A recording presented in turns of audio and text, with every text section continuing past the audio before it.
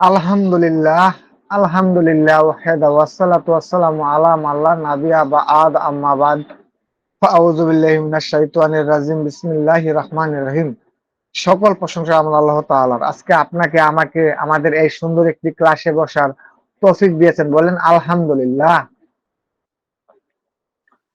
আসসালাতু ওয়াসসালামু আলহামদুলিল্লাহ। আলাইকা ইয়া রাসূলুল্লাহ, আসসালাতু ওয়াসসালামু আলাইকা ইয়া হাবিবাল্লাহ, আসসালাতু ওয়াসসালামু আলাইকা ইয়া নবিয়ুল্লাহ। আমার সকল গুরুগণকে, আমার সকল উস্তাদের প্রতি আমার লাখো কোটি সালাম। আসসালামু আলাইকুম ওয়া রাহমাতুল্লাহি ওয়া বারাকাতুহু। আমি আজকে আপনাদেরকে একটি পরীক্ষিত একটি তদবির দেব। আপনারা ইনশাআল্লাহ করেন, অনেক কামিয়াবি হবেন ইনশাআল্লাহ। আউলিয়াদের 5টি আমল এবং আত্মশুদ্ধি পরীক্ষিতের একটি পথ। এই আমল, এই পথ যদি আপনারা ধরে রাখতে পারেন, খুঁজে বের করতে পারেন, ইনশাআল্লাহ আপনারা অনেক বড় কামিয়াবি হবেন ইনশাআল্লাহ। রনি সাহেব, আপনার হাতটা নামান। রনি সাহেবকে আমার কথা শুনতে পাচ্ছেন? জি হুজুর, শুনতে পাচ্ছি। আচ্ছা, আমি আপনাদেরকে তদবিরে চলে যাচ্ছি। আপনারা শুনবেন, মনোযোগ সহকারে শুনবেন এবং কথাগুলো নোট করবেন। আমি যখন আমার পীর সাহেব বা মুর্শিদের কাছে গিয়ে বায়াত গ্রহণ করেছিলাম এবং তার সিলসিলায় অন্তর্ভুক্ত হয়েছিলাম, তখন তিনি আমাকে 5টি আমলের নসিহত করে দিয়েছিলেন। আপনারা মনোযোগ সহকারে কথা বলা শুনবেন। আপনাদেরকে আমি এই আমলগুলো করার জন্য যে আমার কাছে যে আমলগুলো আছে, আমি আপনাদের মধ্যে দিতে চাই। এখন কথা হচ্ছে, আপনারা সহিভাবে সেই আমলগুলা করার চেষ্টা করবেন। কি বলছি বুঝতে পারছেন? জি ওস্তাদ জি। যে কেউ এই আমল করে জীবনে বদলে দিতে পারবেন ইনশাল্লাহ। যে কোনো মানুষ এই আমলটা যদি করে, ইনশাল্লাহ জীবনের অনেক কিছু পরিবর্তন হয়ে যাবে, জীবনটাই বদলে যাবে আল্লাহর রহমতে। এমন পরীক্ষিত আমল।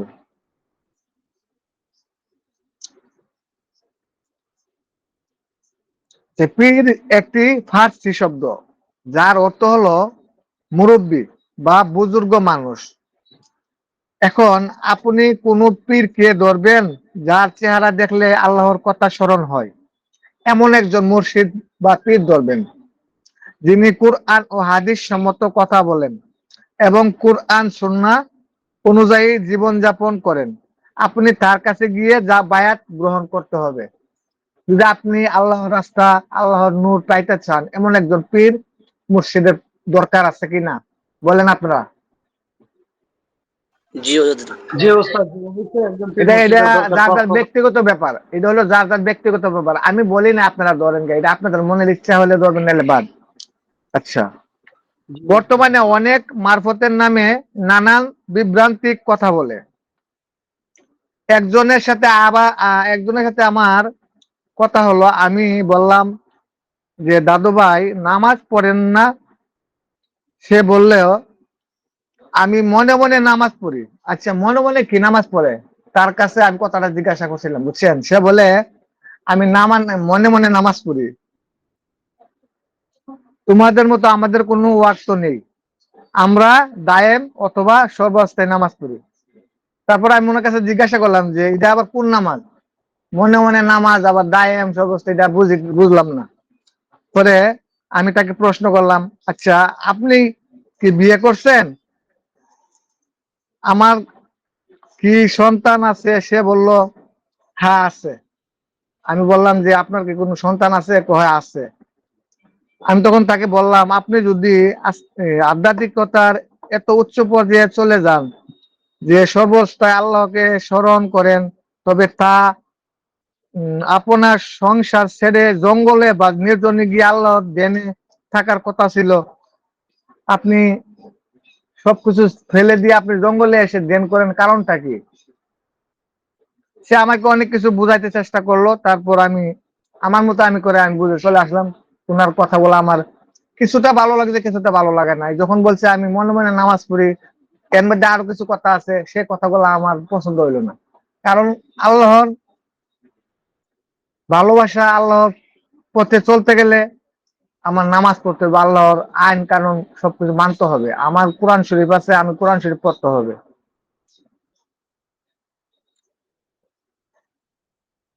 আমার পীর সাহেব আমাকে 5টা কথা বলছিল যে বাবা তুমি জীবনে এই 5টি কাজ সবসময় করবে, তুমি অনেক উপরে যাইতে পারবা। তো আমি আমার পীর সাহেবের কাছ থেকে আমি যেটা পাইছি আমি ইনশাল্লাহ করার চেষ্টা করি। যখনই কোনো মানুষের সাথে দেখা হবে আগে তুমি তাকে সালাম দেবে, আসসালামু আলাইকুম ওয়া রাহমাতুল্লাহি ওয়া বারাকাতুহু। হাসি মুখে সালাম নেওয়ার চেষ্টা করবেন, সবার সাথে হাত মেলাবেন, সে তোমার শত্রু হোক বা দুশমন হোক, ধর্মের সকল জাতের মানুষের সাথে মুনাফা করবেন, কোনো জাত পাত ও অহংকার দেখাবেন না। বুঝতে পারছেন? সে তোমার শত্রু হোক অথবা দুশমন হোক, তার সাথে কোনো অহংকার দেখাবেন না, তার সাথে কোনো জাত বেজাত নিয়ে কথা বলবেন না, তার সাথে হাসি মুখে হাত মেলাবেন, সালাম দিবেন। যেমন একজন সাধারণ শ্রমিক যার গায়ে ধুলা বালি লেগে আছে, তুমি তার সাথেও হাসি মুখে হাত মেলাবেন। বুঝতে পারছেন আমার কথাটা? সাধারণ শ্রমিক হোক, তারপরও তার সাথে হাসি মুখে হাত মেলাবার চেষ্টা করবেন, আল্লাহ খুশি হন। তার সাথে মেলামেশা হাত মেলানোর পর তাকে আপনি বলবেন আপনি কেমন আছেন, মুসলমান হলে বা অন্য ধর্ম হলে হোক, তার শরীর স্বাস্থ্য ভালো খোঁজ খবর নেবেন। এই কথাগুলো আপনারা সবসময় মনে রাখবেন। এটা একটা ইসলামের একটা সুন্দর একটা পবিত্র অর্জন করা যায়। আচ্ছা, কোনো কিছু খাওয়ার পর বা আল্লাহ কোনো নিয়ামত পাওয়ার পর সব সময় আপনারা কি বলেন? আলহামদুলিল্লাহ। আলহামদুলিল্লাহ বা শুকরিয়া আদায় করবেন। ধরেন রাতে আপনি গোশত দিয়ে ভাত খেয়েছেন, শুধু আলু ভর্তা দিয়ে ভাত খেয়েছেন, এই অবস্থায়ও আপনি মন থেকে আলহামদুলিল্লাহ বলতে হবে। আজকে গোশত দিয়ে খাইছেন, গতকালকে আলু ভর্তা দিয়ে ভাত খাইছেন, তারপরও আপনি আলহামদুলিল্লাহ বলতে হবে। এতে আল্লাহর আপনার প্রতি নিয়ামত আরো বেশি করে দান করবেন ইনশাল্লাহ। তারপরে কথা কথা আপনারা ইনশাল্লাহ বলবেন, তাহলে দেখা গেছে কি আপনাদের আধ্যাত্মিক শক্তি আরো বাড়তে থাকবে। কথায় কথায় আপনারা ইনশাল্লাহ ইনশাল্লাহ, শুধু এতটুক কথাতে আপনাদের আধ্যাত্মিকতার কতটুক পাওয়ার যে হবে আপনারা বলে শেষ করতে পারবেন না, বা আপনাদেরকে আমি বুঝাইতে পারবো না এই ইনশাল্লাহ শব্দটা কতটুক পাওয়ারফুল।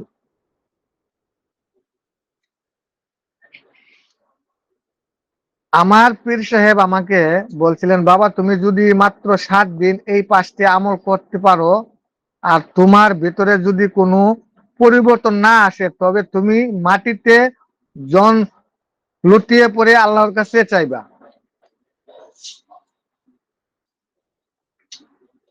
মানে 7 দিন যদি আপনি এই আমলগুলা করেন, যদি কোনো ফলাফল না আসে, আপনি সেজদায় গিয়ে আল্লাহর কাছে বলবেন হে আল্লাহ আমি এই আমলগুলা করছি, আল্লাহ আমি কোনো কিছু বুঝতেছি না, আল্লাহ আমাকে অদৃশ্য এবং আধ্যাত্মিক জ্ঞান আমাকে দান করো, বাস্তবে হোক এবং স্বপ্নতে হোক আমাকে আল্লাহ তুমি দান করো। আল্লাহর কাছে চাইবা, তাহলে তুমি এটার প্রমাণ পাইবা। আমাকে এভাবে বুঝাইছে, তো আপনাদেরকে আমি সেইভাবেই দিতে চাচ্ছি। ইনশাল্লাহ আপনারা করবেন, ফলাফল ইনশাল্লাহ হবেই, 100% গ্যারান্টি।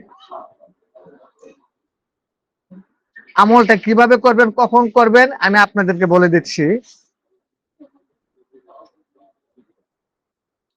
এই 5টি কাজের অভ্যাস নিজের ভেতরে গেঁথে নেওয়ার জন্য একটানা 40 দিন এই নিয়মগুলো মেনে চলার চেষ্টা করবেন। ইনশাল্লাহ এর বরকতে আপনাদের দুনিয়া ও আখিরাতের উভয় কামিয়াবি হতে পারবেন ইনশাল্লাহ। আপনারা 1 নম্বরে মিথ্যা কথা বলা ছেড়ে দিতে হবে, এটা একটা আমল। 2 নম্বরে কোনো কিছু খাওয়ার পর আলহামদুলিল্লাহ বলতে হবে, 2 নম্বর। তারপরে যে কোনো কথার মধ্যে আপনারা ইনশাল্লাহ 3টি আমল। 4 নম্বরে হচ্ছে যে কোনো মানুষের সাথে আপনারা হাত মেলাবার চেষ্টা করবেন। 5 নম্বর হচ্ছে তাকে সালাম দিবেন। এই 5টি আমল আপনারা যদি ধরে রাখতে পারেন, নিজের মনের মধ্যে যদি কোনো অহংকার না আসে, না করেন, ইনশাল্লাহ আপনি অনেক উচ্চ লেভেলে যাইতে পারবেন। কিছু কিছু মানুষ আছে যে উনি অনেক বুজুর্গ ব্যক্তি বা হুজুর বা বড় মাদ্রাসায় বা কোন মসজিদে ইমামতি করে, উনি অনেক বড় মাপের লোক, এইভাবেও কোনো সাধারণ মানুষকে সে সালাম দিতে চায় না। সে নিজেকে নিজে অনেক অহংকার দেখায়। এই অহংকারটা তাকে অনেক পিছনে ফেলে দিবে। আপনারা এটা কোনোদিন করবেন না। আপনি হন অনেক বড় মসজিদের, কেন্দ্রীয় মসজিদের ইমাম সাহেব, আপনি কোনোদিন এই অহংকার করবেন না। সে একটা রাস্তার ফকির, তাকে দেখলে আপনারা সালাম দিবেন, তার সাথে হাত মেলাবার চেষ্টা করবেন, তাতে আল্লাহ অনেক খুশি হয়। একজন সাধারণ ভিখারির সাথে যদি আপনি হাত মিলান, তাকে সালাম দেন, তাকে জিজ্ঞাসা করেন আপনি কেমন আছেন, আপনার শরীর স্বাস্থ্য কেমন আছে, তারপরেও আল্লাহ অনেক খুশি হন। আপনার সারা রাত্রের ইবাদতের চাইতে এই কাজটুকু যদি করেন, আল্লাহ অনেক খুশি হয়ে আপনাকে অনেক উচ্চ পর্যায়ে নিয়ে যাবেন ইনশাল্লাহ। বুঝতে পারছেন আমার কথাটা? ইনশাল্লাহ। আপনারা এতটুকু করার চেষ্টা করবেন। আপনারা যদি মনের মধ্যে কোনো অহংকার না আনেন, অহংকার হচ্ছে একটি পতনের মূল। আপনি যত বড়ই ব্যক্তি হন, যদি আপনার মনের মধ্যে এই অহংকারটি থাকে, তাহলে আপনি কোনোদিন সামনে আগাইতে পারবেন না। আল্লাহর ভালোবাসা পাবেন দূরের কথা, আপনি আরো ধ্বংস হয়ে যাবেন। সব সময় মনে রাখতে হবে আমি কিছুই না, আমি সাধারণ মানুষ, আমি একজন আল্লাহর নগণ্য বান্দা, আমি কিচ্ছু জানি না, আমি ছোট। বুঝতে পারছেন? সব সময় মনের মধ্যে এই কথাটা ভাবতে হবে। আর আল্লাহকে ভয় করতে হবে। কোনো কিছু করার আগে সেই কাজটার মধ্যে কি কোনো পাপ হবে কিনা আল্লাহকে ভয় করতে হবে, যে আল্লাহ দেখছেন, আল্লাহ আমার সাথে, আল্লাহ দেখছেন আমাকে, আমি এই কাজ করতে পারবো না। সব সময় কথাটা মনে রাখবেন, তাহলে আপনাদের কামিয়াবি হাসিল করতে বেশি সময় লাগবে না ইনশাল্লাহ। আচ্ছা, রুহের শক্তি হাসিল করার একটি তদবির আমি আপনাদেরকে দিচ্ছি। রুহের শক্তি হাসিল ও সিফলি হামজাদকে পরিশুদ্ধ করার আমল, একটি আমল লেখেন, আপনারা লিখে রাখবেন। এই আমলের প্রভাবে মানুষের রুহের নিজম্য শক্তি বা নূর হাসিল হয় এবং মানুষের সাথে থাকা সিলসিলা বা খারাপ হামজাদ পরিশুদ্ধ ও ভালো হয়ে যায়। পবিত্র কুরআনের সূরা আল ইমরানে 3:1-85 এবং সূরা আল আনকাবুতের 29-57 আল্লাহ তাআলা বলেছেন, কুল্লু নাফসিন যালিকাল মাউত। আপনারা আমার কথা শুনতেছেন? কুল্লু নাফসিন যায়িকাতুল মাউত। যায়িকাতুল মউত অর্থ প্রত্যেক নফস বা প্রাণ মৃত্যুর স্বাদ গ্রহণ করতে হবে। তো তাহলে প্রশ্ন জাগতে পারে, রূহ কি মারা যায় না? হ্যাঁ, ইসলামী আকীদায় ও আধ্যাত্মিক তত্ত্ব অনুযায়ী রূহ কখনোই সম্পূর্ণ ধ্বংস বা বিলীন হয় না। মৃত্যুর সময় রূহ কেবল মানুষের দেহ থেকে আলাদা হয়ে যায় এবং আল্লাহর নির্দেশে বারজাখের কল্ব বা মৃত্যু পরবর্তী জগতে অবস্থান করে। আর নফস হলো মানুষের দুনিয়াবী ইচ্ছা, প্রবৃত্তি ও কামনা বাসনা। মৃত্যুর মাধ্যমে এই দুনিয়াবী নফসের মৃত্যু ঘটে, কিন্তু মানুষের আত্মিক অস্তিত্ব রূহ আল্লাহর কাছে জিন্দা থাকে। আপনারা কি আমার কথা বুঝতে পারছেন? জি উস্তাদ, জি বুঝতে পারছি। আচ্ছা আচ্ছা, জাগ্রত রূহ ও লাশ না পচার রহস্য একটি কথা বলতেছি। রূহ মূলত আল্লাহর নূরের তৈরি। মানুষ যখন গুনাহের কাজ করে তখন এই রূহ দুর্বল ও মলিন হয়ে যায়। মানুষ যখন গুনাহের কাজ করে তখন এই রূহ দুর্বল ও মলিন হয়ে যায়। আর যারা ইবাদত ও আমলের মাধ্যমে নিজেদের রূহকে জাগ্রত করতে পারে, মৃত্যুর পর কবরে তাদের লাশ কখনোই পচে না এবং মাটির কোনো ক্ষমতা নেই সেই পবিত্র লাশকে স্পর্শ করার। বুঝতে পারছেন? এই উস্তাদজি আমলটি জি আপনারা ওস্তাদ জি। যদি করেন, ইনশাল্লাহ আপনাদের রূহ দুর্বল হবে না, মলিন হবে না এবং আপনাদের লাশ পচবে না ইনশাল্লাহ। আমলের ইনশাআল্লাহ। নিয়ম এবং পদ্ধতি আমি আপনাদেরকে বলতেছি। এই আমলটি মূলত আত্মশুদ্ধি বা নফসের নিয়ন্ত্রণ করার একটি ব্যবহারিক সাধনা। এটি একটানা 7 দিন করতে হবে।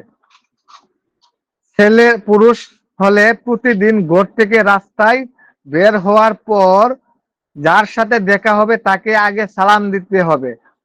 পরিচিত কেউ হলে হাসি মুখে তার সাথে মোলাকাত করবেন, হাত মেলাবেন। আচ্ছা, রাস্তায় হাঁটার সময় দৃষ্টি নিচের দিকে তাকিয়ে চলতে হবে বা মাটির দিকে রাখতে হবে। কোনোভাবেই পরনারীর দিকে তাকানো যাবে না। যদি পুরুষ হন, রাস্তায় বের হলে মানুষের সাথে সালাম দিবেন, মোলাকাত করবেন এবং আপনার দৃষ্টিটি মাটির দিকে তাকিয়ে চলতে হবে। মেয়েদের জন্য শরীয়ত যাদের সাথে দেখা করা বা কথা বলা জায়েজ করেছে, মাহরাম তাদের সাথে দেখা হলে আগে সালাম দিতে হবে এবং তাদের হাল হাকিকত বা কুশল জানতে চাইতে হবে। মেয়েদের ক্ষেত্রে, মেয়েরা তো রাস্তায় গিয়ে কারোর সরাসরি কোনো কথা বলবেন না। যদি আপনাদের কথা বলতে হয়, একটু ইশারাতে আউলেট গিয়ে তাদের সাথে, মেয়েদের সাথে মেয়েরা কথা বলবে, কিন্তু পুরুষের সাথে কোনোদিন কথা বলতে যাবেন না। সাধারণ নিয়ম সবার জন্য, প্রতিদিন কমপক্ষে 20 জনকে সালাম দিতে হবে। সবার জন্য এই নিয়মটা, কমপক্ষে আপনারা চেষ্টা করবেন 20 জনকে সালাম দেওয়ার চেষ্টা করবেন। আপনারা ভবিষ্যতের যে কোনো কাজের কথা বলার সময় অবশ্যই ইনশাল্লাহ এই কথাটা আপনারা বলবেন। যদি কোনো ক্ষেত্রে কথাবার্তা বলতে যান, তাহলে আপনারা কথা শেষে বলবেন ইনশাল্লাহ। ওই শুরু থেকে কিন্তু এই কথাটা আমি আপনাদেরকে বলে আসতেছি। যদি আল্লাহ চান, বলতে হবে বেশি বেশি আস্তাগফিরুল্লাহ পড়তে হবে, বেশি বেশি তওবা পাঠ করতে হবে।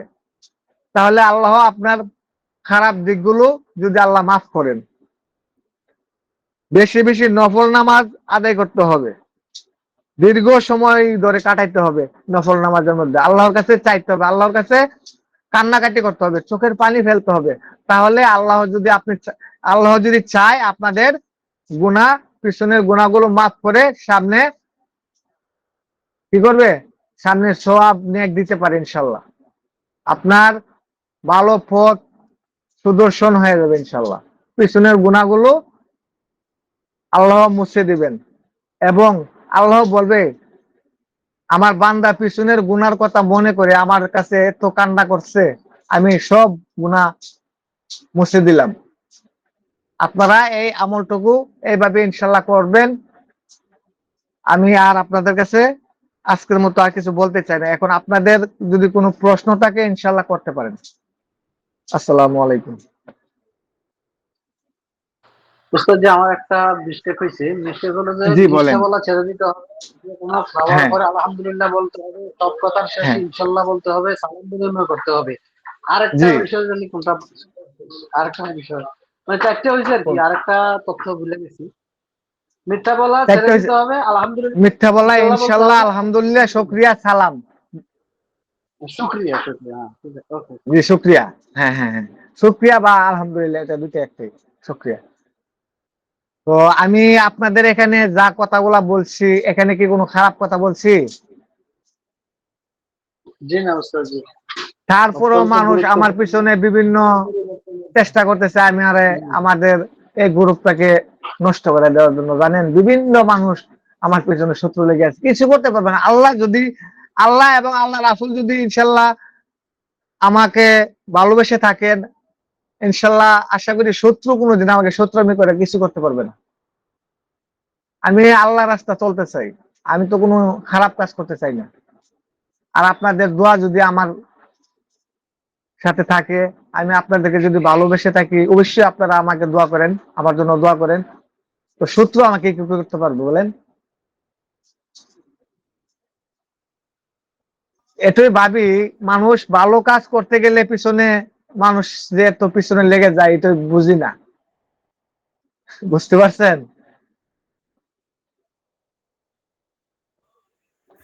উস্তাদ জি, যে আপনার জি, ক্ষতি করবে, কয়টা বাজে ক্ষতি করলো, কোন সময় কোন দিন, খালি বলবেন আমার কাছে, ও পাগল হয়ে যাবে দেখবেন।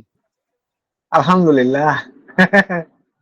যাক, এই যে আমার জন্য একজন, আপনারা একজন হারিয়ে গেছে। তো এইভাবে আশা করি ইনশাল্লাহ আমার জন্য আল্লাহ আছেন। আল্লাহর পক্ষ থেকে আপনাকে হয়তো আমার জন্য হেল্প করার জন্য পাঠাইছেন। তো আমি আপনাদেরকে ভালো পথেই শিখাইতে চাই। আপনারা যদি আমল ইমান গুলা ঠিক রেখে চলতে পারেন, ইনশাল্লাহ আপনারা একদিন কামিয়াবি হাসিল করতে পারবেন। কি অবস্থা রজব আলী সাহেব? জি ওস্তাদ জি, ইনশাআল্লাহ। ইনশাল্লাহ আপনারা আসলে বেশি বেশি ব্যস্ততা থাকি তো, আস্তাগফিরুল্লাহ পড়বেন। সবসময়। জি ওস্তাদ জি। আপনার আপনার কথাটা বুঝলাম না, কি বলছেন? ওই প্রায় সময় অনেক সময় ক্লাসে আসতে পারি না, কর্মব্যস্ততায় থাকি, এই জন্য আর কি। ও আচ্ছা, না ব্যস্ততার কারণে তাহলে তো কোনো কিছু করার নাই। তবে যারা আছেন, চেষ্টা করবেন প্রতিদিন আমাদের এই ক্লাসটার মধ্যে হাজির হয়ে তওবাটা পড়ার জন্য। কারণ তওবা পড়লে, আল্লাহর কাছে সমর্থন করলে, আল্লাহ খুশি হয়ে পিছনের গুনাহগুলো মাফ করে দিতে পারেন, এই সাধারণ একটা উসিলার মাধ্যমে। জি বুঝতে ইনশাআল্লাহ পারছেন? ইনশাআল্লাহ। ইনশাল্লাহ। আর আমি তো আপনাদের